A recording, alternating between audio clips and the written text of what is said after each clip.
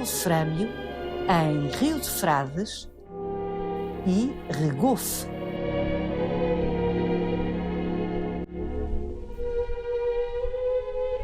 Concelho de Aroca.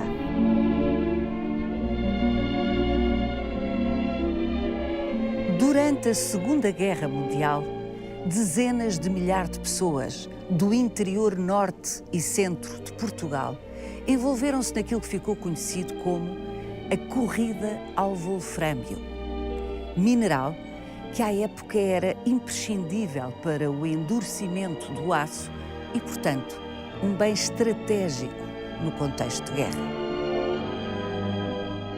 Para alimentar as respectivas indústrias de armamento, mas também para impedir o inimigo de aceder ao precioso minério, aliados e alemães competiram encarniçadamente para aceder à maior quantidade de wolfrâmio. Escasso na maioria dos territórios europeus, o wolfrâmio existia em quantidades expressivas na Península Ibérica. A corrida à sua acumulação fez disparar os preços e, como seria expectável, fez disparar a cobiça entre populações tradicionalmente pacatas.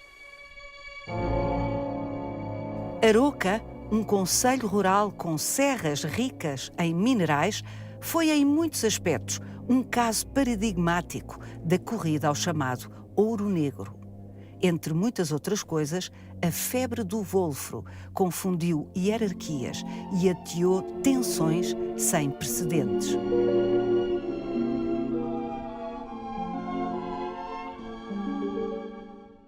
Mas o mais paradigmático, no caso de Aroca, foi o facto de ter sido chão para duas concessões exploradas, respectivamente, por alemães e ingleses.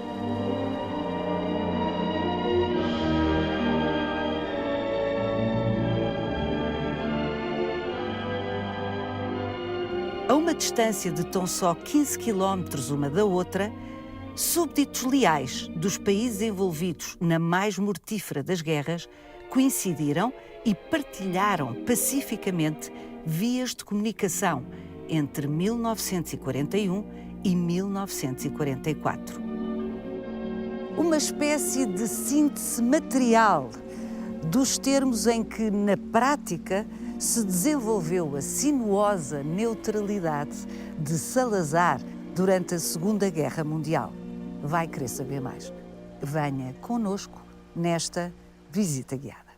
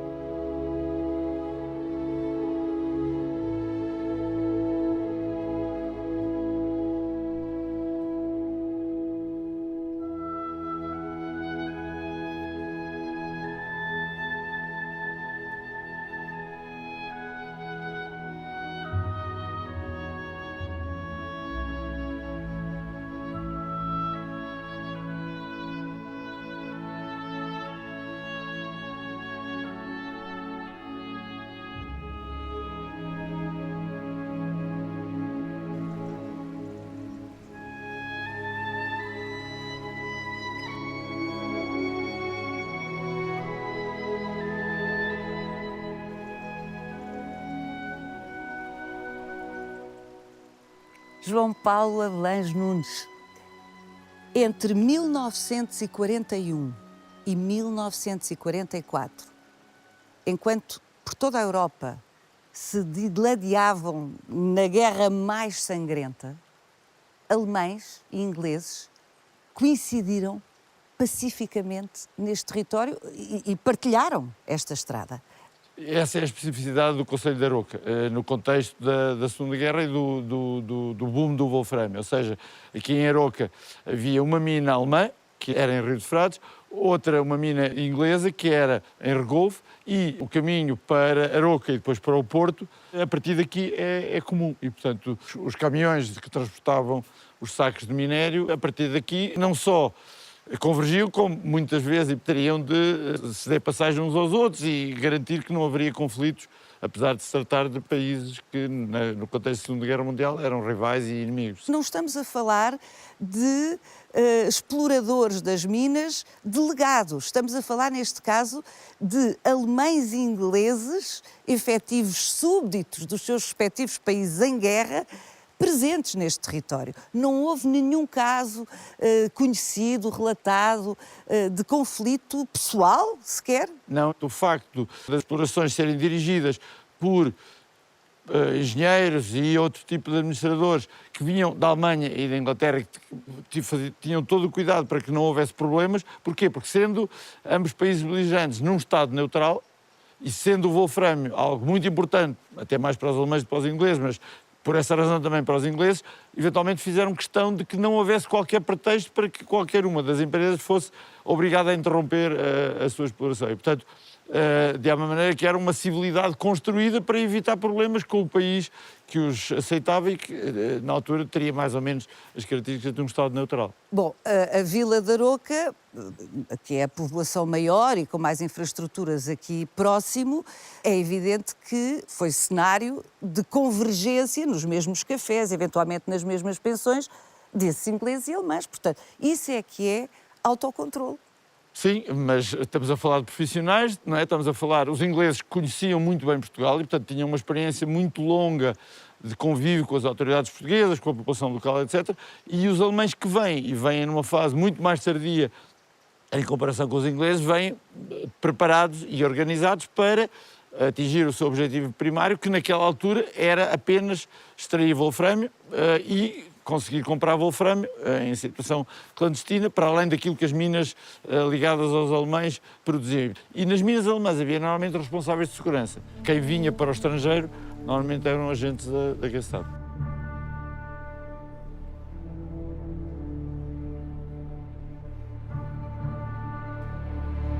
Quais eram os principais percursos que o wolframio extraído pelas respectivas minas fazia para chegar à Inglaterra e à Alemanha?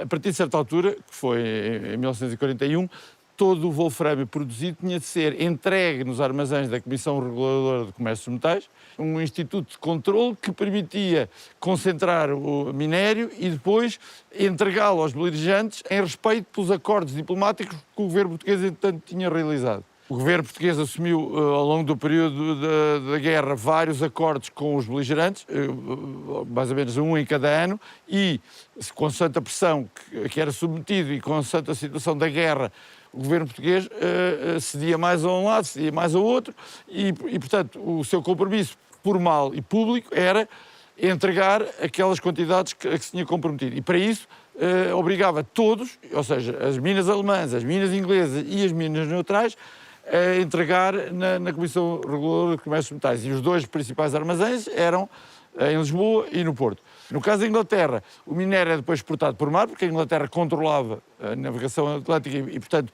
fazia o transporte marítimo. No caso dos alemães, como os ingleses dominavam esse mesmo Atlântico, os alemães não transportavam por mar, transportavam por caminho de ferro. E como, entretanto, tinham ocupado parte da França, ou a partir de 42 toda a França, eram feitos através de comboios que o Estado português negociou com a Alemanha, que eram chamados comboios bloco. Ninguém mexia nesses vagões, não é? Estavam selados e só as autoridades portuguesas e as autoridades alemãs é que sabiam o que lá estava dentro. Portanto, passavam quantidades, no caso dos alemães, concretamente, nesses comboios bloco, superiores às acordadas formalmente, não é? Quantidades de wolframio, evidentemente, que é disso que estamos a falar. Exatamente. Portugal falsificou mesmo, durante o período da guerra, as estatísticas do comércio externo. Porquê? Porque o Estado português sabia que determinadas quantidades de wolframio foram exportadas, não as relatava e, portanto, o saldo da balança comercial com a Alemanha está alterado por causa disso. E o veículo de transporte dessas quantidades não declaradas, nem nas estatísticas, nem aos aliados, eram precisamente os comboios de bloco. Está a dizer-me, e já estamos a entrar noutro capítulo da nossa conversa, que evidentemente vai seguir, que o Estado, mais que dirigido por Salazar, durante a Segunda Guerra Mundial, acumulou as 3 pastas ministeriais mais importantes, para além de ser o presidente do Conselho, ou seja, o correspondente a primeiro-ministro hoje, foi ministro das Finanças, ministro da Guerra, ministro dos Negócios Estrangeiros durante toda a Segunda Guerra Mundial, mas que Salazar favoreceu os alemães. Sim, no sentido em que, primeiro, organizou... Deu cobertura à comércio exportação. clandestino Exatamente. em quantidades que supostamente não foram declaradas aos aliados, embora os aliados soubessem, porque a Inglaterra sabia mais sobre Portugal do que os portugueses, portanto, sabia, e através deles os Estados Unidos, mas organizou esse contrabando para ultrapassar os tetos que tinham sido formalmente negociados e organizou precisamente um mecanismo técnico que permitia esse contrabando sem que ele fosse demasiado visível. Que são os tais comboios bloco. Os ingleses não precisavam tanto do contrabando porque em Portugal as minas mais importantes de wolframio eram dos ingleses, as minas da Penasqueira, e não só eram as mais importantes em Portugal, como eram individualmente as maiores minas de wolframio do mundo, em quantidade e em qualidade.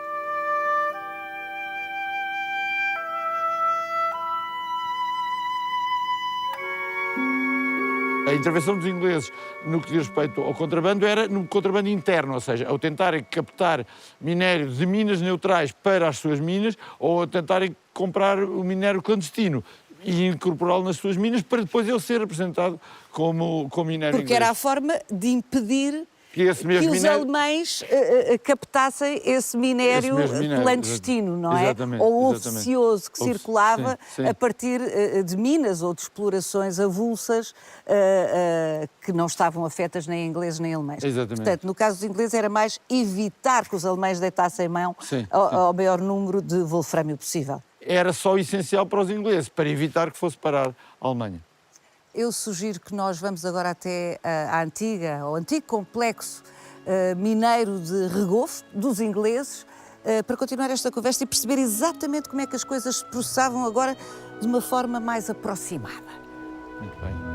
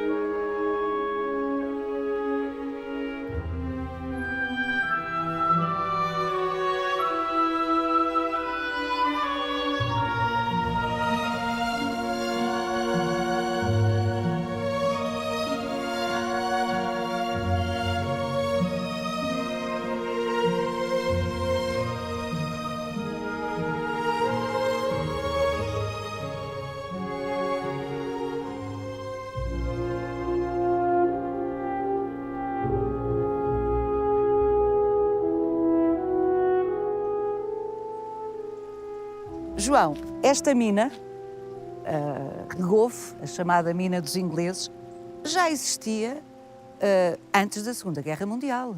Sim, aqui e em outros sítios, ou seja, a maior parte das minas de wolframio que estiveram ativas durante a Segunda Guerra Mundial foram exploradas no ciclo anterior, que foi o da Primeira Grande Guerra, aqui em Aroca, mas em toda a região centro e norte de Portugal e em muitas regiões contíguas de Espanha, ou seja, em Castela e León e também na zona de Zamora e na Galiza. Tiveram um período morto a seguir à Primeira Grande Guerra, em que havia mais minério acumulado do que era necessário, e depois, quando as coisas começam a complicar-se na Alemanha, nomeadamente a partir de 1933, muitas delas são reativadas, são feitos investimentos de recuperação de edifícios, de instalação de novas tecnologias e depois ressurgem no ciclo da Segunda Guerra Mundial. Estas minas, no período da Primeira Guerra Mundial, eram exploradas por uma empresa concessionária de capitais franceses, sim. Que desativou nos anos 20, quando o preço do wolframio diminuiu brutalmente, e foram concessionadas depois a um concessionário inglês que foi dos anos 30 e dos anos 40. Porquê que o wolframio tinha esse valor enorme durante as guerras? Porque o wolframio é um minério que, misturado com outros minérios, produz ligas metálicas com particular dureza e resistência. Portanto, para fazer projéteis, para fazer blindagens, instrumentos de corte e de perfuração. Até aos anos 70, 80, o minério de wolframio era o componente ideal para provocar esse endurecimento das ligas metálicas.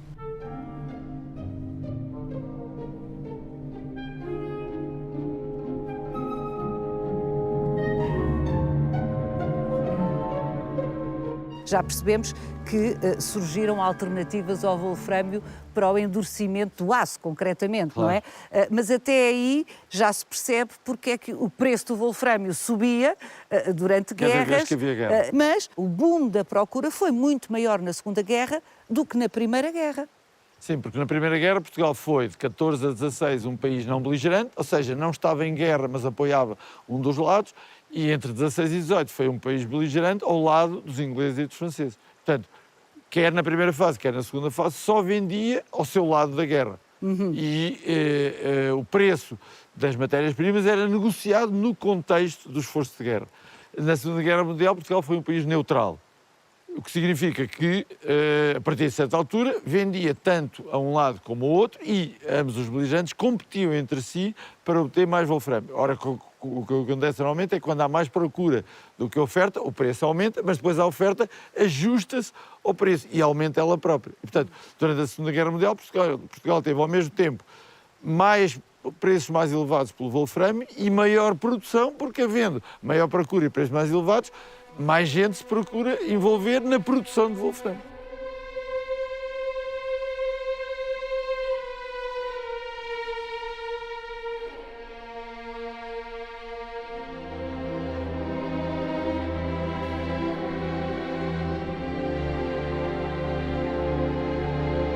Estas serras, no caso então aqui do Concelho de Aroca é flagrante, estes locais recônditos nestas serras foram inundados por milhares de pessoas que vieram de toda a parte. Há registros que descrevem estas zonas do wolframio como sendo cenário de formigueiros de gente que vinha, porque eram de facto milhares de pessoas, não é? E não era apenas o trabalho formal das minas, ou seja, durante este ciclo do wolframio em particular, da Segunda Guerra Mundial, houve, podemos dizer, 3 categorias de trabalhadores no contexto do wolframio. Os primeiros eram os mineiros formais propriamente dito, ou seja, pessoas que tinham um contrato de trabalho mais ou menos permanente e com características diferenciadas, mas um contrato de trabalho com uma empresa concessionária e que trabalhavam em condições de trabalho industrial na mina, como aqui acontecia em Regovo, mas as próprias minas foram autorizadas a criar uma outra modalidade que era chamada modalidade do quilo. Ou seja, as minas autorizavam pessoas, normalmente familiares... As minas ou e o Estado português. E o Estado português, exatamente, a Direção-Geral de Minas e Serviços Geológicos, que pessoas em grupos auto-organizados viessem explorar minério, não nos filões mais interessantes de cada concessão mineira, mas nas zonas mais periféricas. E a empresa, concessionária em cada sítio, fornecia explosivos e mantinha alguma vigilância das condições técnicas para não haver tantos acidentes, etc. E isso permitia que os mineiros não deixassem de ser mineiros para irem trabalhar no minério formal. Quem trabalhava nesse contexto menos formal, obviamente ganhava mais dinheiro. Exatamente, e eram familiares dos que já trabalhavam na mina. Portanto, por agregado familiar, recebia-se enquanto mineiro assalariado e enquanto membro de uma microempresa a explorar minério na modalidade do quilo. E depois ainda havia o pilha, para pessoas que, sabendo que esta zona havia muito minério, vinham explorar, mas nem se como mineiros formais, nem como trabalhadores no contexto dessa forma intermédia do quilo. Vinham explorar ilegalmente e mesmo roubar minério já extraído em contexto mineiro. Esse chama-se o pilha. Muitas desses milhares de pessoas que estiveram em contexto mais informal não tinham casa e não tinham sistemas de saneamento. E houve um surto de febre tifoide aqui na zona da Aroca, precisamente associada a situações dessas. É fácil de compreender que se contaminavam com facilidade também, não é? E com o surto de febre tifoide foi isso exatamente o que aconteceu. Nestas zonas concessionadas para exploração de minério, o Estado português, não sei se foi só durante a Segunda Guerra Mundial, penso que não, mas o João Paulo dirá, demitia-se de alguma forma ou delegava poderes que seriam seus, não é? como a saúde pública, o exercício da autoridade para impor ordem. O Estado delegava nos concessionários a obrigação destas tarefas todas. Sim, isso é verdade. E o caso do TIF, de alguma maneira, ilustra uma situação dessa. Ou seja, o que aconteceu foi que, perante o surto de febre tifoide, quer quando ele decorreu dentro de uma concessão mineira, e a responsabilidade seria do concessionário, quer quando decorre fora, quem interveio, neste caso, foi o concessionário alemão, foi a Companhia Mineira do Norte de Portugal, que tinha a concessão das minas de Rio de Frades. Porquê? Porque na concessão era da sua responsabilidade, isso fazia parte dos deveres dos concessionários, o Estado português passava a responsabilidade naquele território para os concessionários, e fora disso, porque o concessionário alemão, que já teve de intervir dentro do território da concessão, considerou que era uma boa estratégia de propaganda de guerra ser a própria empresa alemã e, portanto, a Alemanha a cuidar da população portuguesa. E o Estado português aceitou isso, porquê? Porque estamos a falar de zonas com baixíssima taxa de cobertura médico-sanitária e, portanto, o Estado português não tinha quaisquer infraestruturas, nem quis montá-las naquele contexto. E, portanto, delegou no concessionário dentro do território da concessão e aproveitou o empenhamento do concessionário fora do território da concessão e foi solicitada até a abertura de um hospital de campanha para acudir a essa crise sanitária no Mosteiro de Arouca. O que é um bocado extraordinário, mas aconteceu. São factos registados.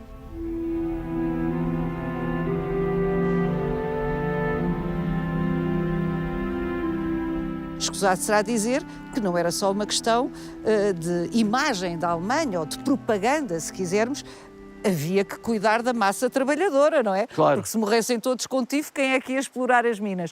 Portanto, havia aqui um grande interesse por parte... Em manter a produtividade, Claro, a produção e, claro. e a eficácia da extração do wolframio. Dizer que aqui não foram os ingleses, mas, por exemplo, nas minas da Panasqueira, não é? Nos concelhos da Covilhã, do Fundão e de Pampilhosa da Serra, os ingleses fizeram exatamente a mesma coisa. Perante problemas graves de tuberculose e de doenças respiratórias ligadas ao wolframio e à silicose, os ingleses montaram um hospital, aí não de campanha, um hospital permanente, com uma qualidade extraordinária, também no âmbito do, primeiro, manutenção da atividade da mina e, segundo, propaganda de guerra por parte de um dos beligerantes.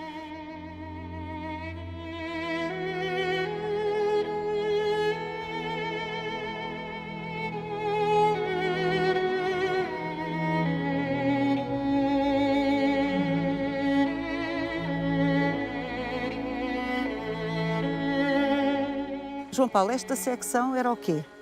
Isto são as ruínas de uma lavaria, ou seja, de uma instalação de separação de minérios relativamente à rocha encaixante, ou seja, ao tuvenã, aquilo que não tinha utilidade económica. Havia uma parte em que a separação era feita pelas máquinas e depois era feita a separação mais fina dos pedaços de filão de wolframio, era feita à mão e normalmente eram mulheres que faziam esse trabalho.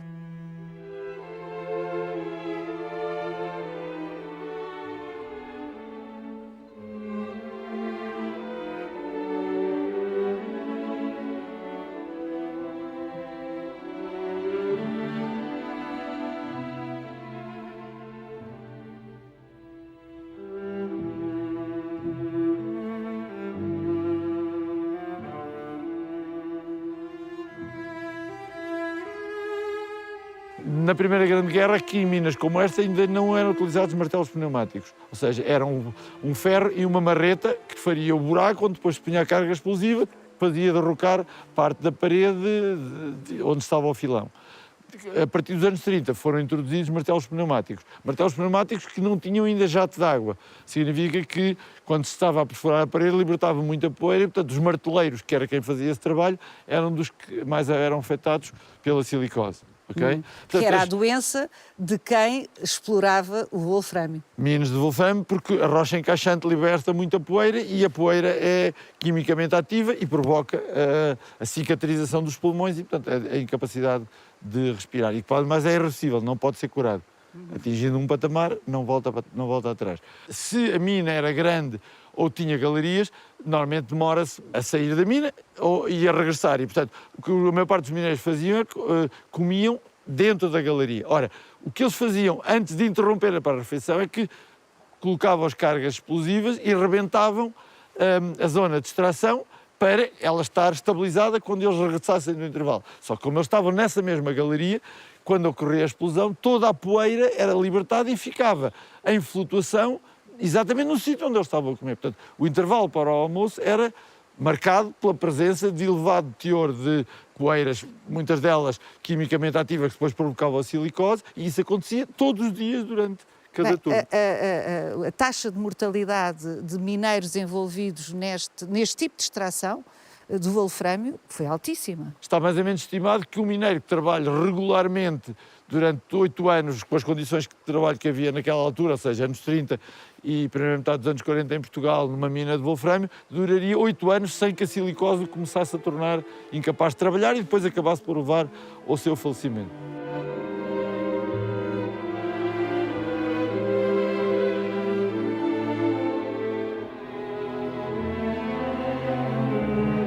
Quando havia contrato de trabalho formal, já desde a Primeira República, com a lei dos seguros sociais obrigatórios, que havia um seguro de trabalho obrigatório. Só que, para o seguro poder ser ativado, o diagnóstico médico tinha de ser inequívoco quanto à doença. Ora, não eram feitas normalmente autópsias, podia ser silicose, como tuberculose, como pneumonia. Não se chegava normalmente à verificação.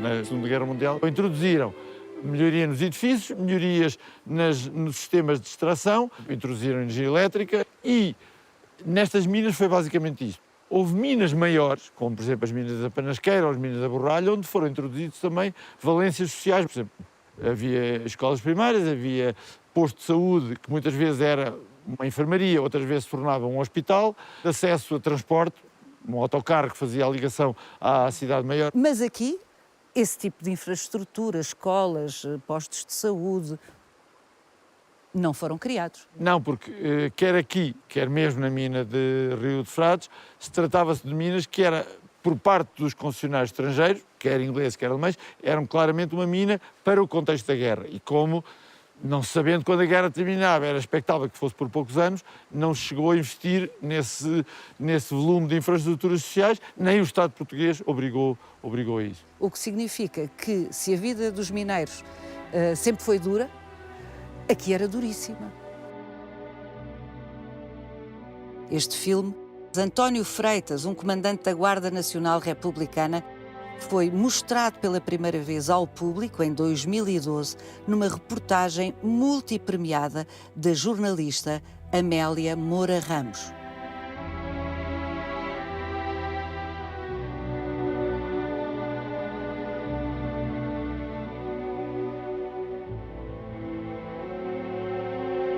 Eu sugiro que nós vamos até à Vila da Aroca, que durante os anos 40, durante a Segunda Grande Guerra, durante a primeira metade dos anos 40 do século XX, foi cenário de movimentações que têm a ver, como não podia deixar de ser, com espionagem, com tentativas de sabotagem. Vamos falar sobre isso.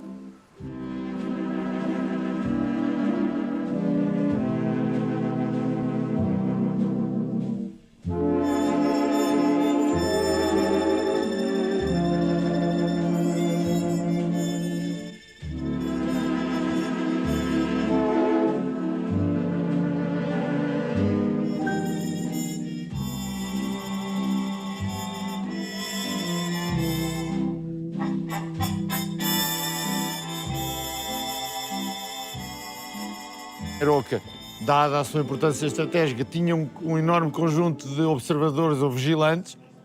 As empresas inglesa e alemã encarregavam-se de vigiar os seus e os rivais, e a própria polícia política e também a GNR também o faziam. E Aroca esteve mesmo no centro de um processo que visou preparar uma sabotagem geral de uma série de infraestruturas em Portugal, caso a Alemanha viesse a invadir Espanha e Portugal, como se temia que acontecesse a qualquer momento, a partir de junho de 40, quando a França foi derrotada pela Alemanha e passou a haver tropas alemãs na fronteira dos Pirineus entre a França e Espanha.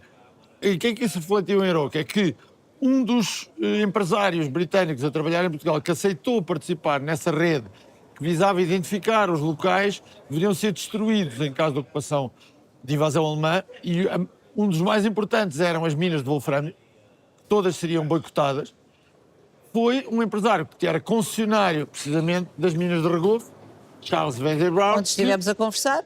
que por isso foi expulso de Portugal, por ser parte dessa rede, não foi preso porque não era cidadão português, mas foi expulso de Portugal e depois deixou a gestão da sua concessão ao seu capataz português, que era o Sr. Agostinho Gralheiro. Depois teve um papel importante na gestão, precisamente, dessa concessão durante todo o período da guerra, uma vez que o concessionário não podia regressar a Portugal. Foi expulso.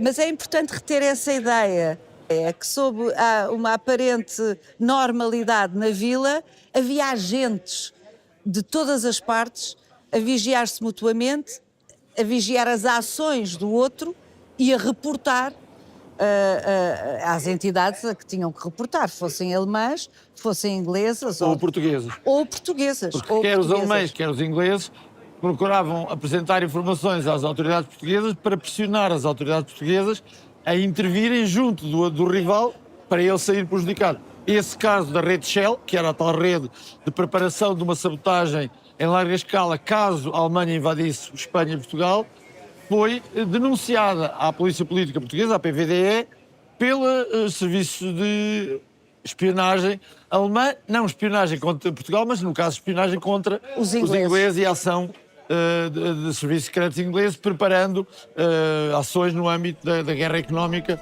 entre os dois beligerantes. Sim.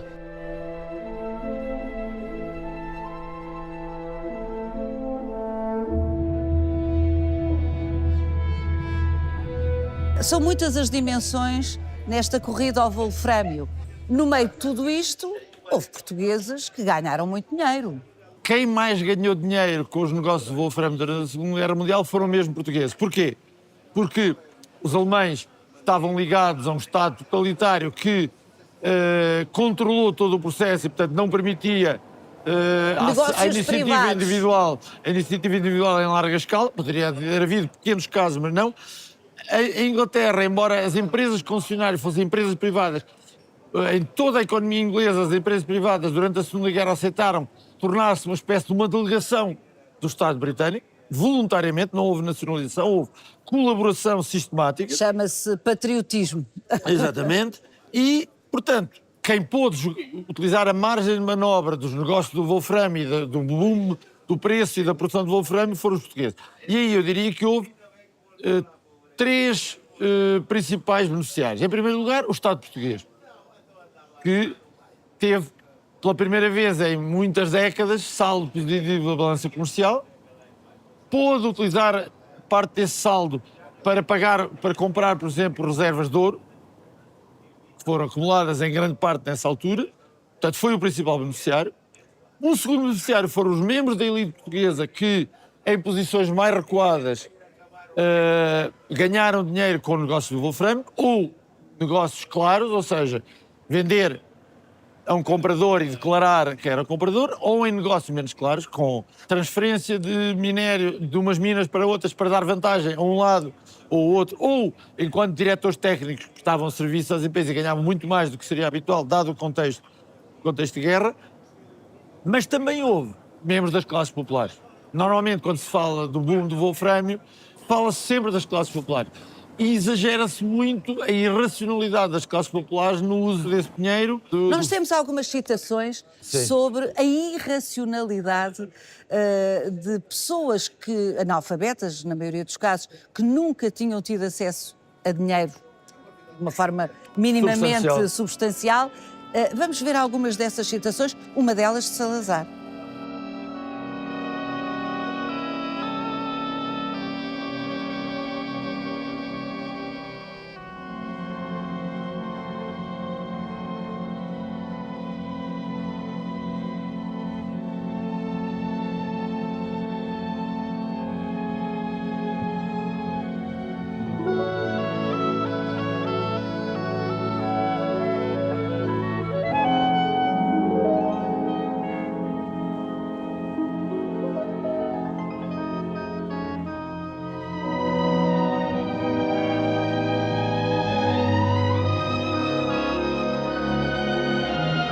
É certo que houve excesso, sei lá, era habitual haver consumo de bebidas alcoólicas ou consumo de bens alimentares que membros das classes populares nunca consumiam, situações de prostituição em larga escala, e os acampamentos mineiros atraíam essas pessoas que viviam dessa forma, porque havia dinheiro disponível. Nesse sentido, seriam, de alguma forma, se podemos equiparar esta corrida ao wolframio, à corrida ao ouro na Califórnia. É aquela imagem que temos dos westerns norte-americanos.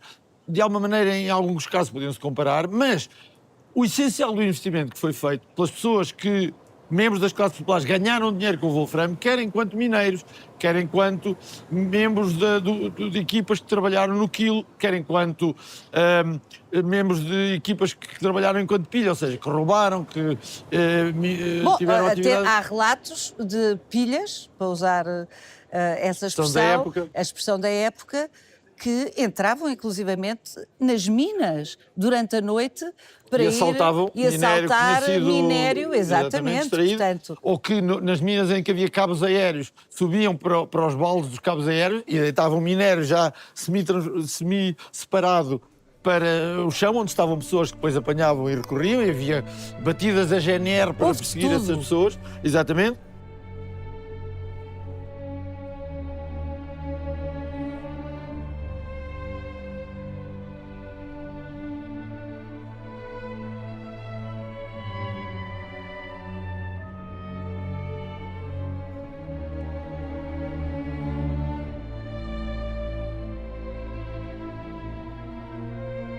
Mas o principal investimento nas classes populares foi, por exemplo, em recuperar a habitação, em melhorar um pouquinho as habitações. As condições de vida da maior parte destes portugueses eram absolutamente dramáticas. Isto significa, por exemplo, pela primeira vez casas tiveram telhas, em vez de cobertura vegetal.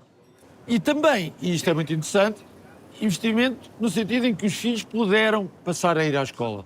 Há muitas crianças desta altura que foram à escola pela primeira vez, por exemplo, aos 10, 11 anos de idade e não aos 6 ou 7 anos de idade. Porquê? Porque os pais ganharam o dinheiro suficiente e decidiram que uma das maneiras de aplicar esse dinheiro, portanto, essa tal riqueza supostamente esbanjada pelas classes populares, que quando têm riqueza, obviamente, só a poderiam esbanjar, o que não é verdade, para permitir aos filhos darem um salto. E há muita gente em Portugal que se tornou, nos anos 50, 60, classe média ou classe média baixa, porque tiveram esse empurrão que foi permitido pelos ganhos do wolframio. Oliveira Salazar centralizou todas as negociações com as forças em conflito. Uma espécie de navegação à vista em que ele ia vendo isto está mais para os ingleses, isto está mais para os alemães, dou mais aqui, dou mais ali, em termos de acesso ao precioso wolframio à época. Este jogo é um jogo evidentemente astuto, hábil, que tirou Portugal do conflito, mas era a única forma de gerir isto, comparando com outros países que também reclamaram para si a neutralidade? Bom, essa é uma pergunta difícil, daria para falar muitas horas sobre isso, eu vou tentar dizer alguma coisa breve. Até 1942, nomeadamente até ao desembarque dos aliados, nomeadamente dos Estados Unidos, em Marrocos, na Operação Torches, que anulou definitivamente a possibilidade de a Alemanha invadir a Península Ibérica, nem os ingleses queriam que Portugal fizesse mais do que Portugal fez. Ou seja, os ingleses e os norte-americanos queriam que a Península Ibérica se mantivesse fora da guerra, para além da Península Ibérica, uma extensão de Portugal, que era os Açores, que tinha uma importância vital para Portugal, mas também para os aliados. E, portanto, não fazer nada para que a Alemanha se sentisse impelida ainda mais a invadir a Península Ibérica era importante. E, portanto, até essa altura, não só Salazar optou por não fazer de outra maneira, como os aliados não queriam que ele tivesse feito de outra maneira. A partir daí, as condições para a Alemanha intervir militarmente de forma direta e decisiva na Península Ibérica foram desaparecendo, então os aliados começaram a desejar que Salazar diminuísse a igualdade de tratamento que tinha relativamente à Alemanha. Salazar fez isso, por exemplo, relativamente aos Açores, à base militar para a Inglaterra e para os Estados Unidos dos Açores, que é ainda hoje a base das lajes, mas em relação, por exemplo, à questão do wolframio e outros aspectos, teria sido possível começar a afastar-se mais da Alemanha. Porquê é que então Salazar não o fez? Porque Salazar queria lutar até ao fim pela possibilidade de, primeiro, Portugal manter uma ditadura e não ficar sozinho com uma ditadura na Europa, uma ditadura, vamos dizer, de direita ou de extrema-direita, e quanto mais países tivessem ditaduras na Europa, nomeadamente a Alemanha, melhor seria para Portugal não ficar isolado e o seu regime não ficar isolado, e, por outro lado, forçar a que a Inglaterra se passasse para uma posição mais intermédia, como tradicionalmente tinha sido a posição da Inglaterra, que, enquanto líder mundial, ficava sempre a meio caminho entre as várias potências continentais. Não percebendo Salazar que os Estados Unidos ia passar a ser a nova grande potência atlântica, substituindo, em grande parte, a própria Inglaterra. E, portanto, em nome desses dois objetivos, ou seja, não permitir que a ditadura portuguesa ficasse isolada enquanto ditadura de direita na Europa e pressionar a Inglaterra... Mas isso significa que Salazar tinha a expectativa de que a Alemanha ganhasse? Não, que a Alemanha não fosse totalmente derrotada e que o regime nazi não desaparecesse. Ela seria derrotada, seria obrigada a recuar das suas conquistas... Mas não seria esmagada nem pulverizada... E o regime nazi, ou outro regime ditatorial na Alemanha, eventualmente menos radical, mas ditatorial de direita, continuaria a ser o que Salazar chamava o fronteiro do leste. Ou seja, aquele pilar que bloqueava o avanço da de União regimes Soviética comunistas para sul. Não é? E, portanto, isso faz com que Salazar continue a tentar manter essa proximidade relativamente à Alemanha, essa simetria entre a Inglaterra, os Estados Unidos, ou o Reino Unido, os Estados Unidos por um lado e a Alemanha por outro, não só até ao final da guerra, mas depois mesmo do final da Segunda Guerra Mundial. Pelo menos até 49, quando aceita que Portugal seja país membro da NATO e país fundador da NATO. Portanto, reconhece que há uma nova ordem internacional e que Portugal ou se integra nela ou fica excluído, como aliás aconteceu com a Espanha, que quis entrar e que foi excluída. Salazar atua competentemente enquanto governante português para tentar que esse objetivo se verificasse, ou seja, que o regime não fosse posto em causa e que o país não fosse envolvido na Segunda Guerra Mundial, inequívoco, só que o essencial do que explica que Portugal não fosse envolvido foi a ação dos beligerantes. Até certa altura, para a Alemanha isso não era útil, até, vamos dizer, 1942, quando ainda era possível a Alemanha invadir a Península Ibérica sem obstáculos, não era claro para a Alemanha que isso seria positivo, porque conseguia obter wolframida com a Península Ibérica neutral e que poderia deixar de obter durante vários meses, caso invadisse, porque os ingleses sabotariam essas infraestruturas. Portanto, para a Alemanha não era claro. E para a Inglaterra também não era claro que privar a Alemanha de alguns desses bens e serviços justificasse obrigar os países ibéricos a entrarem na guerra. Primeiro, porque a Espanha nunca entraria na guerra ao lado da Inglaterra, a Espanha de Franco, e por outro lado, porque Portugal, mesmo que entrasse, não seria um bom contribuinte em termos militares. E, portanto, o melhor que poderia fazer era não entregar todos os seus recursos à Alemanha. E Portugal estava a fazer, até porque a Inglaterra tinha condições de extrair parte desses recursos, nomeadamente uma grande quantidade, ou uma percentagem entre 60% e 50% de wolframio a Inglaterra estava a conseguir absorver, evitando que fosse para a Alemanha, não é? Mas, a partir de certa altura, Portugal foi claramente prejudicado pelas opções de Salazar. No sentido em que, por exemplo, na indústria do wolframio, talvez seja aqui que nos interesse mais, a decisão de fechar as minas em 44 para evitar continuar a fornecer aos aliados e deixar fornecer aos alemães não teve apenas como consequência fechar as minas, desemprego, desativação da atividade económica nestas regiões do centro e norte.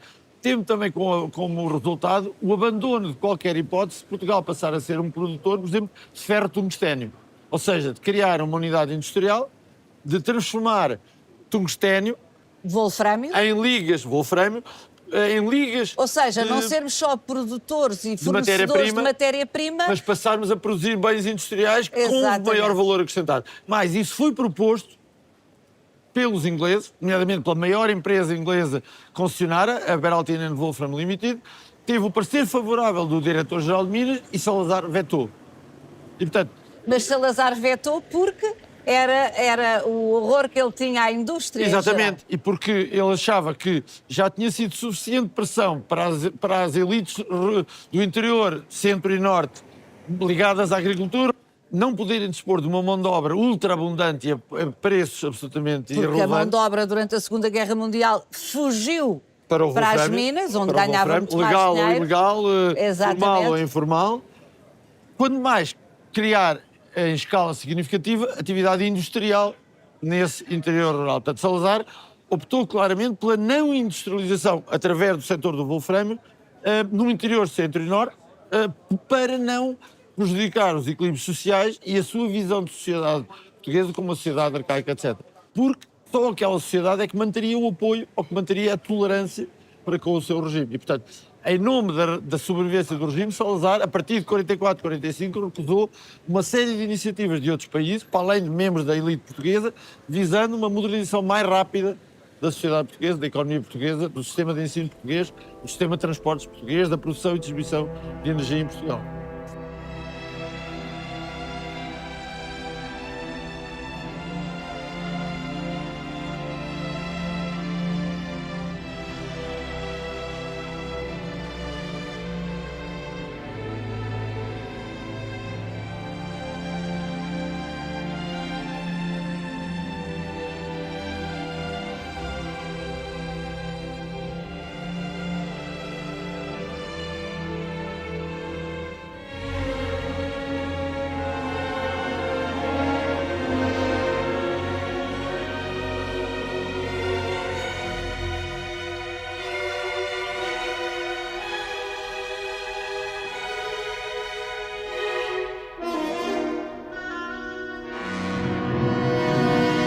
Veja este e os outros Visita Guiada em RTP Play e siga-nos no Instagram e no Facebook.